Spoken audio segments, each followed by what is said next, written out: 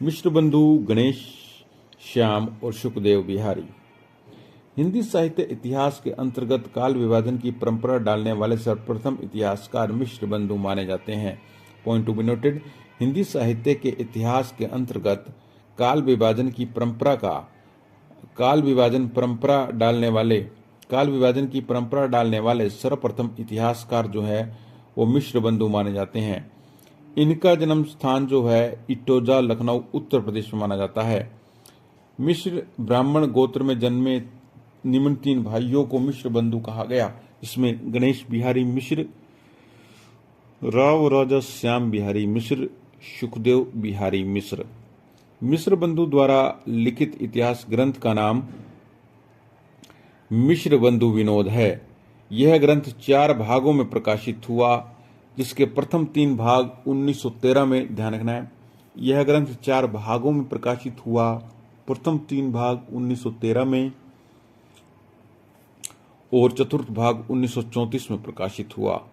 5000 कवियों का इसमें विवरण है। वास्तविक संख्या 4591 ही है। ग्रंथ में अनेक अज्ञात कवियों को सम्मिलित किया गया है। ग्रंथ में कवियों के विवेचन के साथ साथ साहित्य के विविध अंगों पर प्रकाश डाला गया है।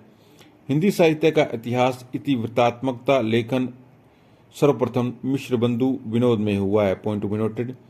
हिंदी साहित्य के इतिहास में इतिवृत्तात्मकता का लेखन सर्वप्रथम मिश्र बंधु विनोद के द्वारा ही हुआ है।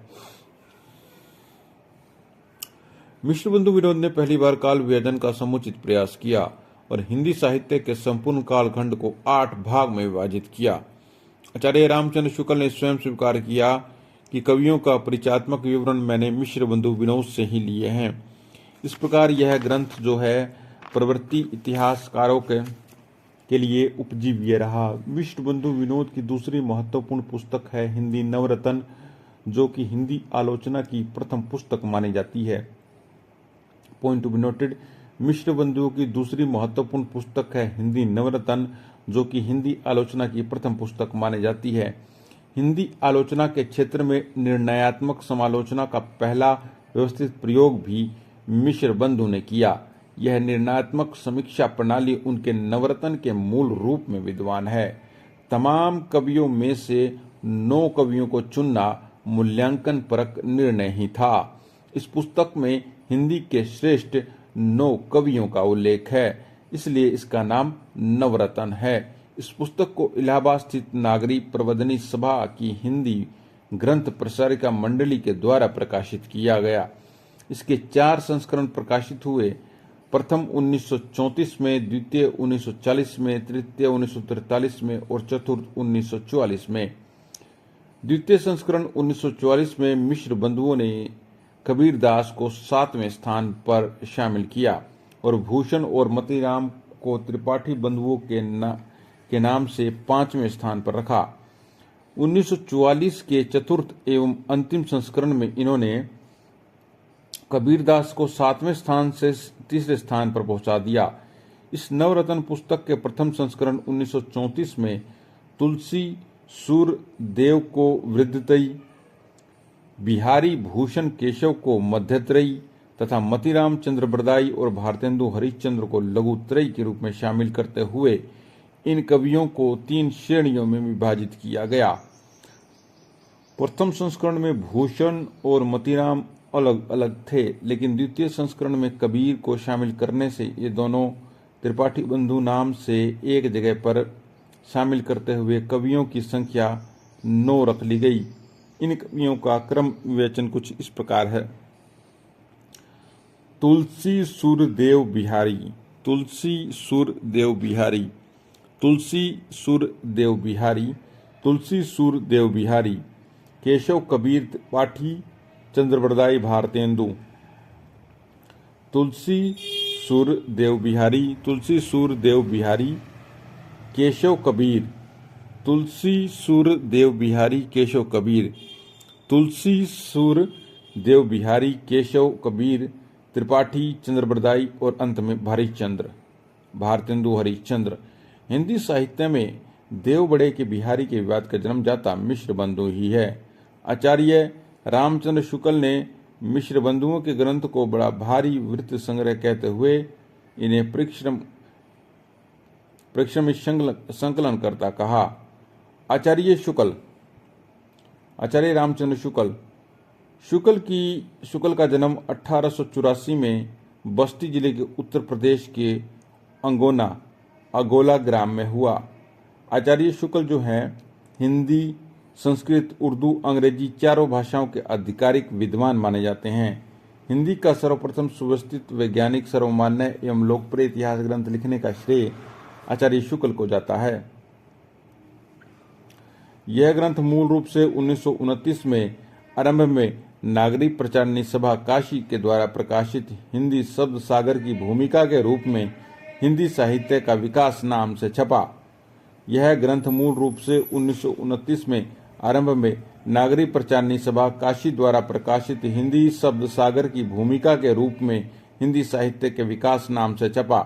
इसी वर्ष इसमें कुछ संशोधन करते हुए इसे एक स्वतंत्र पुस्तक के रूप में प्रकाशित करवाया गया एवं पुणे को अन्य आवश्यक संशोधन करते हुए 1940 में इसका परिवर्धित संस्करण प्रकाशित करवाया गया।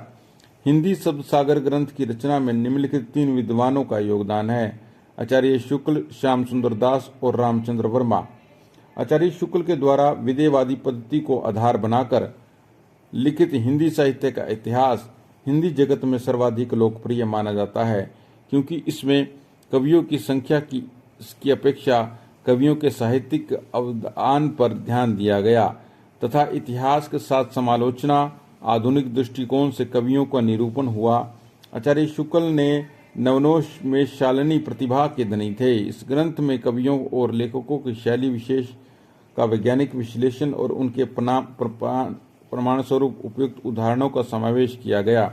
इस ग्रंथ का आरंभ सिद्धों की वाणी से किया गया है। इस इतिहास ग्रंथ में कवियों की संख्या की अपेक्षा उनके साहित्यिक अवदान को रेखांकित करते हुए लगभग 1000 कवियों का विवेचन किया गया है। इतिहास के साथ साथ समालोचना और आधुनिक दृष्टिकोण को कवियों का निरूपण किया गया है।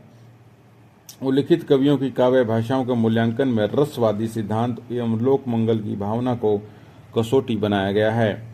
युगीन परिस्थितियों के संदर्भ में साहित्य के विकास क्रम की व्याख्या करते हुए काव्य धारा के विभिन्न युगों की साहित्यिक प्रवृत्ति का निर्धारण किया गया है। इस ग्रंथ में भक्ति काल का शुद्ध दार्शनिक विवेचन करते हुए इस काल को धार्मिक आधार पर 4 भागों में बांटा गया है। इस इतिहास ग्रंथ में निम्न रचनाओं की सहायता ली गई है: मिश्र बंधु विनोद की हिंदी गोविंद रत्नमाला की, कविता कौमुदी की और ब्रज माधुरी सार की। मिश्र बंधु विनोद के लेखक मिश्र बंधु हैं। हिंदी गोविंद रत्नमाला के लेखक श्याम सुंदर दास हैं और कविता कौमुदी के लेखक राम नरेश त्रिपाठी हैं। फिर ब्रज माधुरी सार वियोगी हरि हैं। आचार्य शुक्ल ने विधेयवादी तत्कालीन सामाजिक परिस्थितियों के आधार पर साहित्यिक पद्धति को आधार पर इतिहास लिखते हुए दोहरे नामकरण की परंपरा की शुरुआत की। आदिकाल को वीर गाथा काल कहना इसी बात का सूचक है। शुक्ल ने अपभ्रंश को प्राकृताभास कहा है तथा प्राकृत की अंतिम अपभ्रंश अवस्था से हिंदी साहित्य का आरंभ माना है। गिरियेशन तथा शिव सिंह सेंगर के इतिहास के लिए आचार्य शुक्ल ने वृत्त संग्रह संज्ञा का प्रयोग किया है। गिरियेशन तथा शिव सिंह सेंगर के इतिहास के लिए शुक्ल ने वृत्त संग्रह संज्ञा का प्रयोग किया है। उक्त विशेषताओं के बावजूद शुक्ल के इतिहास ग्रंथ में इतिहासकारों ने कुछ आक्षेप भी लगाए, जिसमें अपभ्रंश काव्य की उपेक्षा मुख्य आरोप है। प्रत्यक्षवाद विधेयवादी के प्रभाव में शुक्ल जी ने हर बड़ी घटना की व्याख्या केवल युगीन परिस्थितियों के आलोक में की, जैसे भक्ति काल के उद्भव में इस्लाम प्रतिक्रिया को प्रधान कारण बताना, संत काव्य में सगुण विरोधी दृष्टिकोण पर इस्लामी एकेश्वरवाद का प्रभाव मानना एवं सूफियों के प्रेम काव्य को फारस परंपरा की मसनवी शैली के प्रभाव के रूप में व्याख्यात करना। आगे चलकर हजारी प्रसाद द्विवेदी एवं विजय देव नारायण साई आदि विद्वानों ने इन निष्कर्षों का खंडन किया। फिर है डॉक्टर श्याम सुंदर दास की पुस्तक हिंदी साहित्य और हिंदी भाषा और साहित्य। डॉक्टर वर्मा ने 1938 में अपना ग्रंथ हिंदी साहित्य का आलोचनात्मक इतिहास नाम से प्रकाशित किया।